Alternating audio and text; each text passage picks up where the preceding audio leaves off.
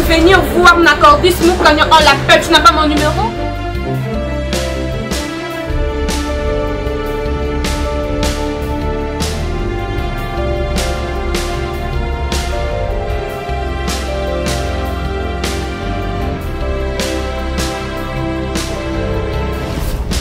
Est-ce que je vais manquer de respect à quelqu'un?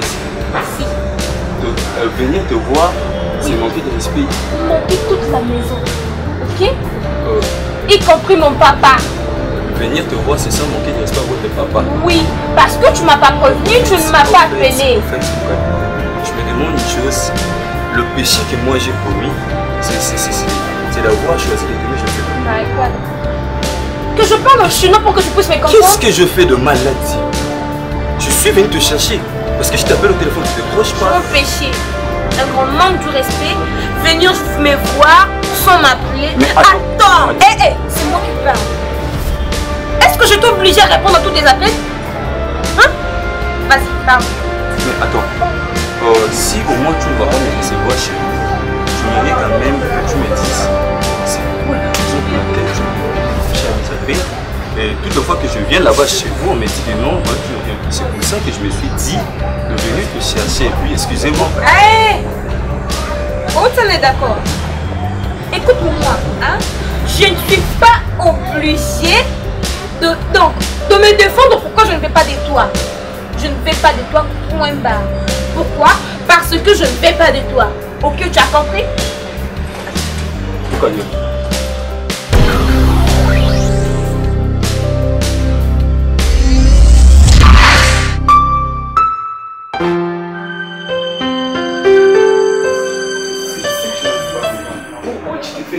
Comme ton service.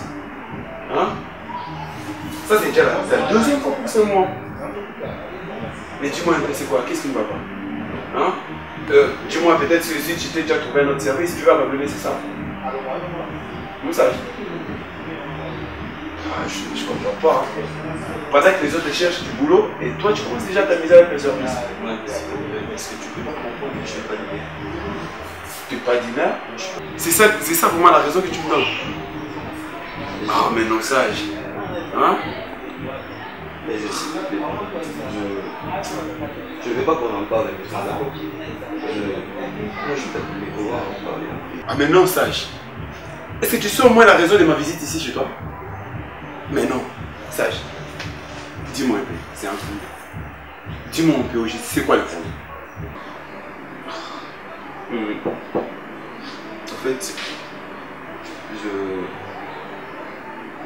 je vois comment le partager avec toi parce que tu vois, je ne me vraiment pas répliquer. Ah, voilà, là au moins je deviens un étranger chez toi. C'est parce que j'ai dit. Ah mais non, sage. D'accord, comme tu veux, je vais te le dire. La vérité c'est que je suis amoureux d'une fille. En fait, non, maman, moi, c'est mon aimé. Je crois que je t'ai pas parlé, non, on a le bel côté, mais tu ne vas pas te rendre compte de maman, moi, sur ça. Je te dis que c'est terrible. La dernière fois que j'étais chez elle, à Bénin, dans le coin, mon chien, je te dis, j'ai été mouillé de honte. Devant tout le monde, je me suis dit, c'est parce que je ne suis pas beau, c'est parce que S'il te plaît, sage, ne me dis pas que c'est ça la raison qui te pousse à faire le service. Hein? Dis-moi que c'est pas la raison. Dis-moi que c'est pas ça que je vais entendre. Mais si tu m'as demandé pourquoi je ne viens pas demander. C'est pas vrai. Mon cher ami, je te dis que c'est pas vrai. Mais si tu m'as demandé pourquoi est-ce que je ne viens pas, je t'ai dit. C'est pas ce que tu dis. Moi, je m'attendais à ce que tu me dises. La raison pour laquelle je n'ai pas sauter parce que je savais que je n'allais pas me comprendre. Mon cher, je t'ai dit ceci. Hein. Tu vois, la fille là que tu cours derrière, tu vas la nourrir avec l'argent que tu gagnes au service. Est-ce que tu l'as déjà vu? Oh non, sage, non. La voir ou tu l'as déjà vu? La voir ou pas, moi je t'ai dit, tu es mon frère. Crois-moi. Loin d'être un collègue du service, tu es mon frère. Hein? Crois-moi. Lorsque tu vas la rencontrer, tu ressentiras la même chose que moi. Ah non, sage. Oui, je sais, hein, l'amour c'est comme ça. Mais sache une chose, hein. Tu vois la fille là, hein, pour la garder, tu dois avoir de l'argent. Tu as tout mon frère. Hein? Tu vois le service que tu négliges là, sauf qui aux animaux, la fille, elle va te fuir.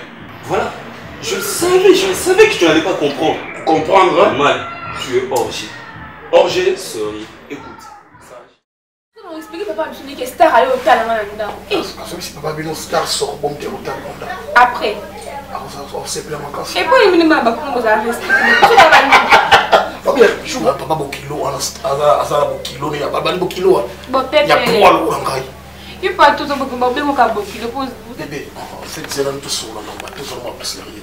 Je suis bien dans un problème. Maintenant, c'est bon, si va bon, Pesaka, il y a un motu et Bamba Maka. Sois béni! Sois béni, père, et le papa, père au banc. Non, mais Kaka, il s'appelle Moko Alikolo, ou Akela Malayo. C'est quoi les problèmes? Bébé, en fait, mes amis, son bonheur a yaka, on n'a pas la bidon à facilement dire. Son bonheur a yé l'eau, bébé, toi tu sais. Dans la difficulté, dans le problème, on a cassé chaud. Dans le studio, on va pas me baisser un gars, c'est même noir. On a baissé qui m'ont d'âme, mais tu as une dame, bébé.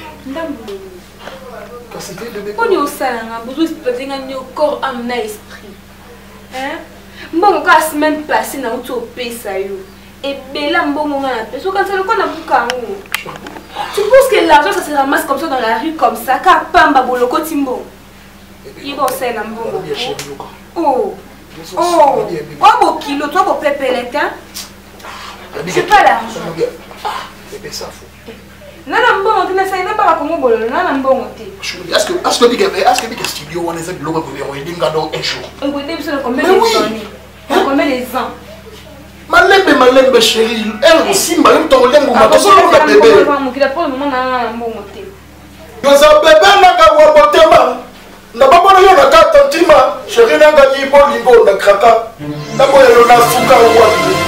Eh mon bébé.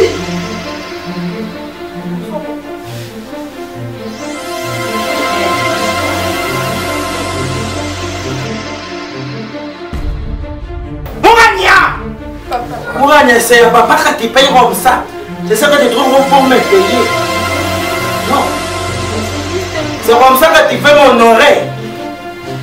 Rien de genre d'humiliation, Mourania. Mourania, rien de genre d'humiliation. Moi, ton père, à qui j'ai fait tout pour que tu vas aujourd'hui, c'est comme ça que tu me payes. Avec un bambin d'homme raté.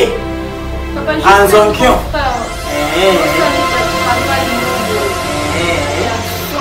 Genji, chez moi, il y a combien des enfants? Non, chez moi, il y a combien de frères? Ani des petits sœurs, ani des petits grandes sœurs, ani des petits frères, ani des grands frères. Dis-moi, ça que moi j'ai donné dans ma famille. N'est-ce pas que tu es ma fille unique?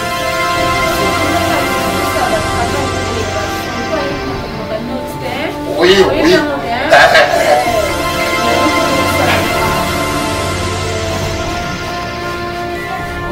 Nini? C'est la Nini?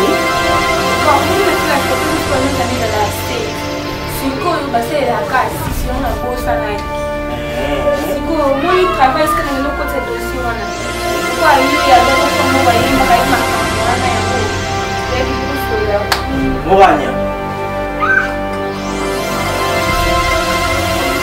Et tu t'approches de moi pourquoi? Wanda. Assieds-toi. Assieds-toi. Apprends-lui la musique maintenant. Je vais écouter la musique que tu vas dire. Non, il y a d'autres actions comme la musique. Maintenant, je vais écouter la musique. Il y a d'autres actions. Monsieur, d'abord. Tu fais? Oui, oui.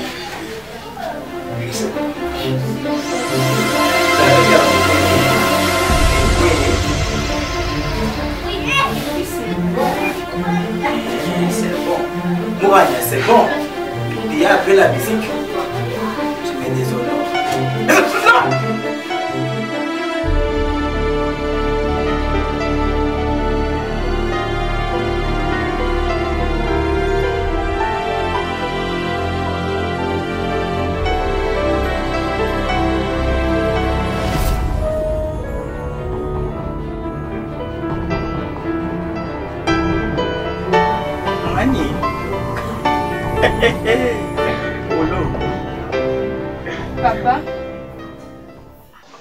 Papa, je pars voir mon ami. Où? Quel ami? C'est juste une amie en fait. Si, c'est juste une amie. Juste un ami, oui, une amie. Inami. Inami. De pourquoi le pété devenir Inami? Non, tu as oublié l'article, Annie, c'est moi qui ai mis l'article mal mis. Ouranya! Kakwa Nyambi. Papa, c'est juste un ami. Non, je ne sais pas de... Une amie plutôt, papa. Je ne sais pas de qui vous me parlez. En fait. Entre toi et moi, la personne qui a vu le soleil en avant, c'était moi. Papa... Ta bouche. Et puis t'es quoi? Ici! Hey! Ouranya! Non!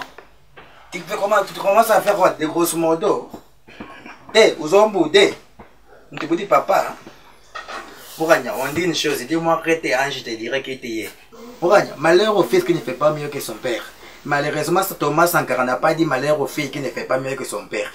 Mais comme moi, je n'ai pas mis de fils au monde, j'ai mis une fille. Et la fille, c'est Ouranya, la fille à qui j'ai mis toute ma confiance. Mais papa, je suis quand même assez grande. Ça ne t'a pas dit non, comme tu es assez grande, non, tu peux faire des débauches. Tu peux faire des fétilités. Papa, je connais très bien ce que je fais. Déjà, je suis diplômée, je suis à l'université. Donc, ce que je fais, je sais. Je suis responsable de mes actes. Quand même, papa. Tu te nourris. Non, moi, tu t'habilles. Comme tu es maintenant un travail, ça ne veut pas dire que non, tu es maintenant responsable à 100%. Parce que tu es toujours sous ma responsabilité. Et si je dirais non, ma maison, je la ferme à 18h30. Maman, il faut que tu aies on dit, utambuli na muibo comme muyebi. Si utambuli na aventrien, les petits voyous ya musiciens, romanani danseuse. Mouranye bele ya beti di nyonso yo sali roma danseuse. Urubenda nini pele ya lopele ani mutwashi. Papa. Mbamba. Nambanga ni papa. Et pour que ça soit la dernière fois de voir les petits voyous mettre ses pieds dans ma maison. Les jours où je les verrai, il va voir de quoi je suis capable. Mouranye, compris? Papa, j'ai compris. Et maintenant, tu ne vas plus sortir. Au samboué, au bête, il faut calcul, au fouté, au origé.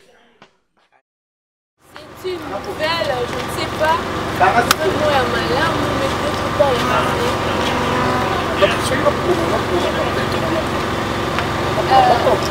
Et ça, ma larme. Et ça m'a demandé ça vraiment m'a bête. Donc ma bête enfant, et ça vraiment m'a bêté. Alors ça, moi bien. Mais moi, mon chéri, il faut que tu les saches, mon corps, tu les tiens. Est-ce que tu sais que je t'aime? Pour ne pas aller 4 jours, je suis enceinte de toi. Si. Et voilà. Voilà, c'est tout ça. Soba, Soba,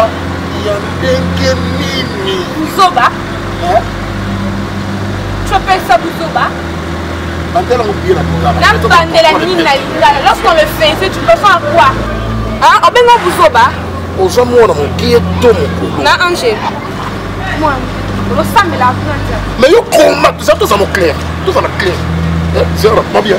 Yo comment on se sait méga facile. Non, c'est mon dirait pour t'attendre pour l'enlever si tu vois ça demande emploi. Hein? Yo on se musico, c'est pas le moment. C'est pas le moment. N'importe quoi dans un moko. N'importe quoi dans un moko. Si on pète à baka, on appelle pète à baka mais ma casse. On m'a dit si faut les colons là. Yo n'est pas maté là au boîte. Yo n'est pas. Donc yo ah donc on comprend. Ils sont là pour qui? Ils sont OK. Tout le monde mais na la tête. Autre chose non on pas nous ça. On va assumer la responsabilité là. Maman, t'as na ndou. Na pena yoko. T'es na pena sala ka. Na pena yoko t'es ma casse. C'est normal. Eh non, je vais pas sortir de ça. Mais c'est pas le moment. C'est pas le moment. C'est pas le moment. Voilà. Non, OK. Laisse-moi être là. Et ouais, mais il y a des gens qui sont allés dans la il faut que tu non, qui était dans le salon, yoko. C'est à Dieu. Ça. C'est bon? Mais tu vas là. Mais on l'a pas mal. On va se mettre au soba. Pas du bon. On va aller comme afin de pas nous laisser dans la soleil là. Tu vas comme pas nous ça non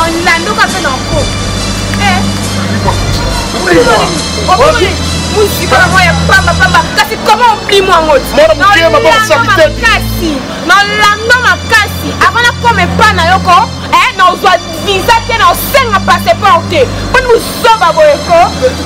Attention. Attention. Il y a combien d'attention?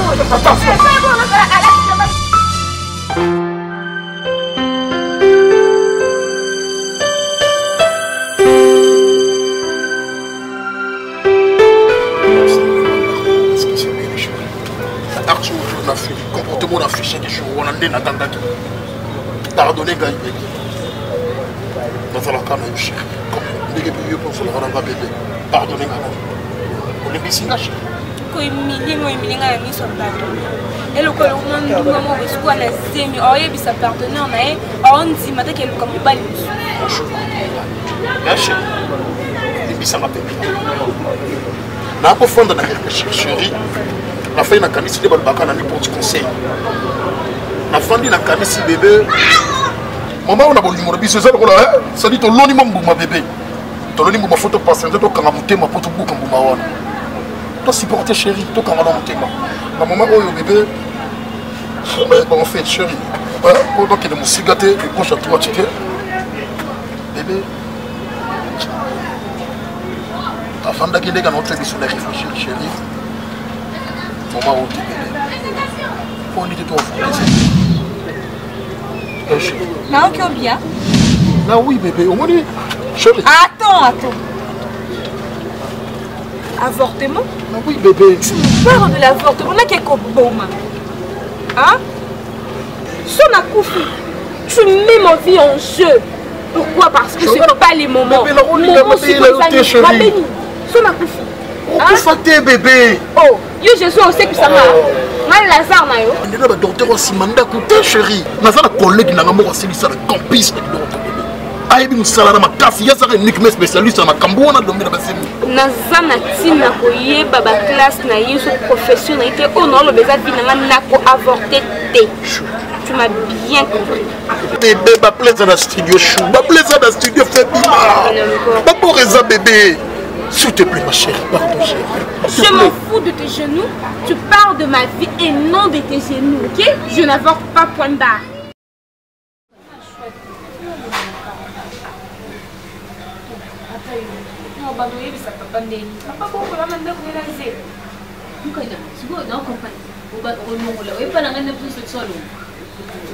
Ma chérie, mais comment je t'entends là?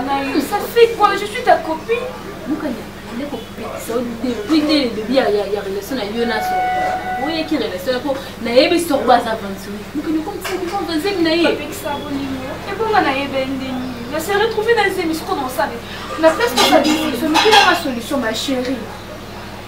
Ah, je suis désolée, maman. Je sais qu'il m'aime, malgré Azali Naïbe qui a dit la solution.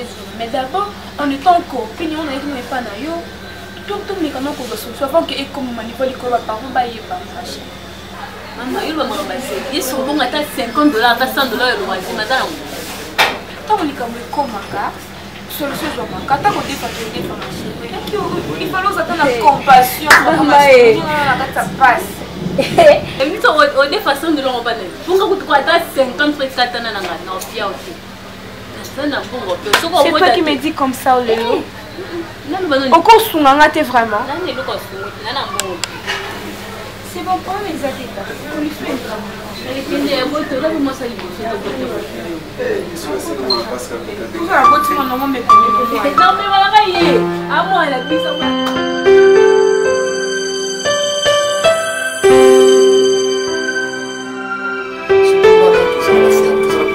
cela va faire préfet au benga na ailleurs. Sommet la prochaine na yechile sikarayo na madame c'est les cantesali. Maman, koza na mawate et pas pitié. Ben oui, parce que ce que na mawa, ngai au moins biloko ezali na ya combien de mois. Ata yo moko mutu aboye. Au moins bato ba boma bato ba moyo.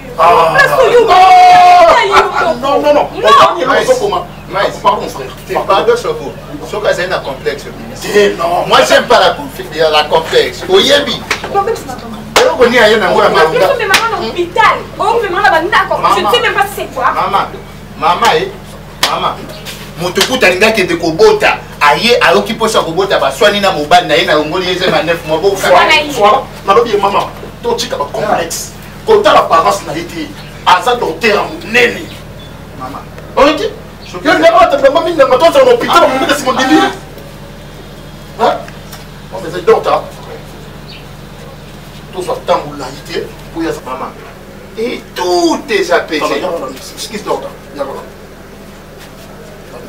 moi mon bébé ça m'a calme hein le défaut docteur il mon docteur moi docteur ouais bon parce qu'on est dans le laboratoire docteur ça a été au son point j'ai le fiki ne combien oh ça nous auto là voilà oh ça nous auto là tu vas jouer yo kama mana ta chérie na ngoli na bemo pour la yuti ok ya ça docteur ni assis sur la campus c'est bon c'est bon docteur la terre ne fait l'homme quand njo to langa te landande mosana ngo ye est-ce que c'est ma liboso ya longo aya bino ça bino to so ba comme sous docteur ça va so bi kan te meze moyinga longo ya baso ya kana bangwa hein te nazo ba basi ba ya ka na journal 48 yo za 49e on a pas me les passer attends na moni osakana nga osakana nga makasi d'abord de un oyena nga est-ce que na benga ngo bi coq so na benga ngo tu m'as bien regardé tu m'as bien vu tu m'as donné du poids allez 48 basses ne l'oignon ça les passés les passés hein ça va mo moto ya ba retour sur no ya na ntu ko ba retour bon ntu ta mto sana na musala yebi ça les lotés chou parle bébé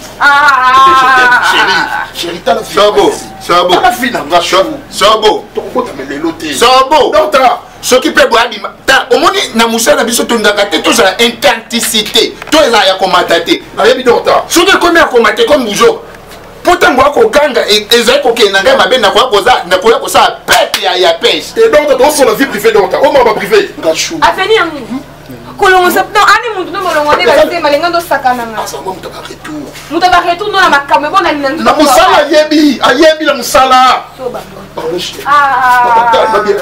t'as l'avenir de Kirkis. Non. L'avenir de Blanda. Makamwe vanda chou. N'a de vanité. C'est pas le moment. Chou. I love you. Chou. Ah. Mama Bana. Ah, chou. I love you. Donc, mais je sais ce que je veux faire pour toi. Je sais, hein. Je sais. Je sais.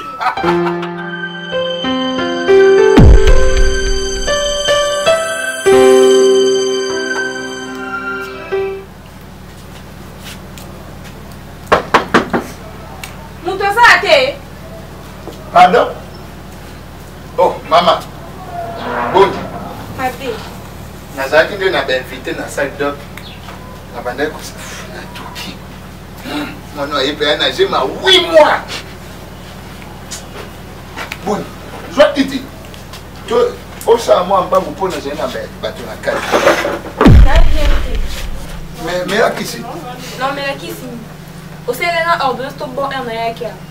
Yani nazo saigner nazo kanyante na to depuis ça makambo to sala nga no na tika la suko za bien na ya wiki na solution ba makambo ngwe sa miko kwa une semaine déjà non juste après moi une semaine mais ok moi mais aux amis choba pour qu'il n'a pas vous pouvez pas vous faire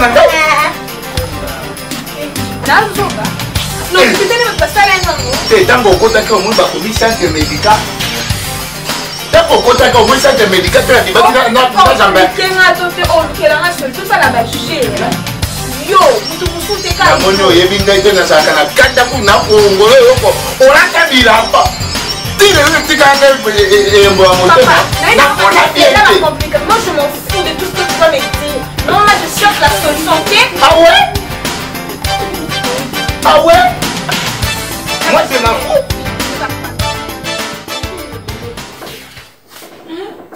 soki nakende so nakenda kozwa esika nakenda namonela koranto mimoya te parce que ton numéro ne passe pas kokanga mabeya non eza bongo tena bien yobi tengana bapreparation studio oye bien mote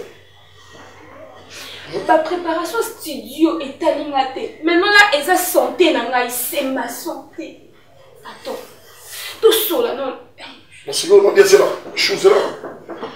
Tu vas t'attendre, oui, tu vas tout ça par la bibi. Comment ça va voter? Pour les cabouets, je ne pense pas que papa Bino soit qui est en gros, on sera d'accord. Ok? Ah, mais bien, chou. Ah, on y a maman pour y avoir.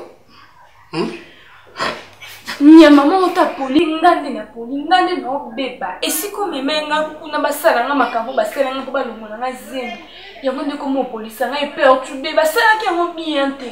Ah bon? Oka moi Osonge so kuna te? Na zongi kuna monsieur wana wanga ninga lobi a docteur te ya médecin te ndaza na ko traitement de fona ki hôpital munene sote na okufa. Oh, en tout cas, c'est comme grave. Yone mutu memenga kuna. C'est pas normal. Pour le monde grave, en tout cas, on a la solution sanitaire. Pour écouter, en tout cas, la solution sanitaire. Ben oui. 3 jours après, si on bim maintenant, on s'est dit que fort, on a dit mais comment on l'a il y a juste ça qui pour la médecin. Alors le lieu civité. Mais non, bon tout ça là. Donc on va ça là. Pardon? En tout cas, maman, là ça. En tout cas, d'ailleurs, il y a dans la studio là. Nous sommes préparés bon. Maman, nous avons besoin de ça laisse. T'as perdu la tête? Alors, tu as perdu la tête, monsieur? Oui, tu acceptes que tu as perdu la tête? Mais je te dis. Tu me parles de studio, de ton studio au moment où moi je me sens pas bien. Je me parle de ton studio, tu es malade. Non, ça c'est mon job. C'est mon job. C'est de mon job. Tu es sorcier. On va nous quitter. Alors, bien, police. Bon, ça m'a eu le problème. Oublie-moi. Moi, j'ai mon travail à faire. Moi, on a la leader. Dans ça, le studio, plus va préparer bon. Oublie-moi. Qu'on met votre temps de dossier en entier. Ok? Bon, c'est la gage. Portez quoi? Je t'ai maudit. Je maudis le premier jour où je t'ai dit bonjour en sourire. Je te hais. Je te hais alors. Je serai le zéro de ma famille si je n'en sors pas. Inutile de te mentir parce que je te fais confiance. Va au diable. Va au diable.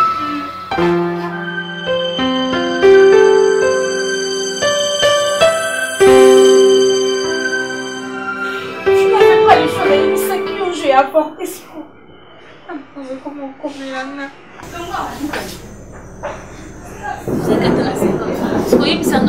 C'est pour le rôle, mais les bébés là, donc il n'est même pas dans le terrain de l'osé. Son bon et pas éviter ce qui est docteur, ce qui je ne sais même pas. Parce que on a un zème là va tester. Ça va bien, on se manque donc. Pourquoi donc il y a un âge na une deuxième sorte mais mieux, tu vas mettre ma casse tomate, tu mets ma casse yani. Pourquoi tu peux pour la yaya? Ah bah qu'est-ce qui me tombe au yaya qui je n'avais pas le choix parce que c'est n'a besoin le problème.